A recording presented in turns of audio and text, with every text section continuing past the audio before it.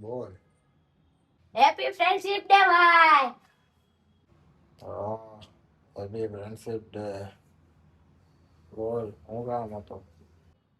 કાઈ નહીં ભાઈ, ખાલી વિશ કરવા ફોન કર્યો હતો. ખોટું બોલ ના. બોલ, કેટલા પૈસા જોઈએ?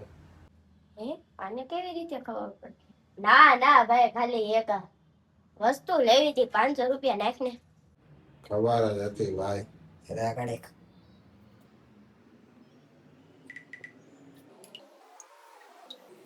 હા, નાખી દીધા. આવી ગયા. હવે હેરાન ન કરતો. હોવા દે.